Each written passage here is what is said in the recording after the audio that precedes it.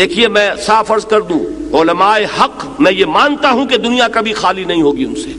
یہ در حقیقت ختم نبوت کے لوازم میں سے ہے کہ جب نبوت کا سلسلہ ختم ہوا تو جو خلا پیدا ہوا اس کو پر کیا ہے اللہ نے کس چیز سے؟ ایک قرآن مجید کی حفاظت.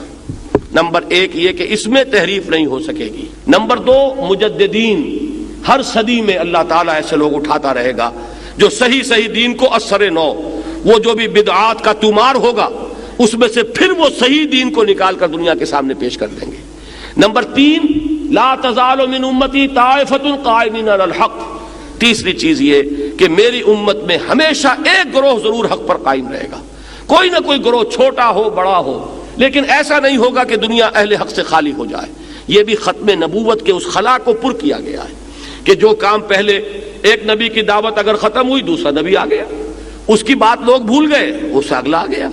اب چونکہ وہ سلسلہ ختم ہو چکا ہے محمد الرسول اللہ پر، تو جو خلا پیدا ہوا اس خلا کو یہ تین ضمانتیں ہیں جو دی گئی ہیں، اسی میں ہے علماء حق کا معاملہ. تو علماء حق تو در حقیقت ہماری سب سے بڑی متاع ہے، ہماری سب سے بڑی قیمتی شے ہیں. ان کی طرف رجوع، ان سے استفادہ اگر نہیں کریں گے تو دین ہمیں حقیقت کے اعتبار سے حاصل نہیں ہو سکے گا. لیکن ساتھ ہی یہ جان لیجئے کہ ان علماء حق کے ساتھ ساتھ علماء سو بھی ہیں کہ نہیں، اکثریت ان کی ہے کہ نہیں.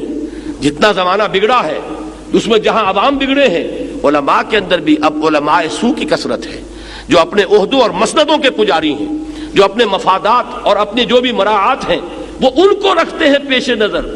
یہ نہیں کہ بات حق کیا ہے اور صحیح کیا ہے اور غلط کیا ہے، بلکہ یہ کہ کس چیز کی زد ہمارے چیز پر پڑ رہی ہے، کسی چیز کا کوئی نقصان ہمارے مقام اور مرتبے اور ہماری مسندوں کے اوپر تو نہیں کوئی آنچ آ رہی.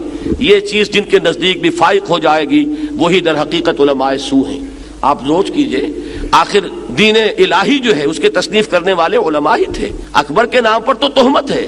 اکبر کو اندر یہ صلاحیت کہاں تھی کہ وہ نیا دین تصنیف کر لے؟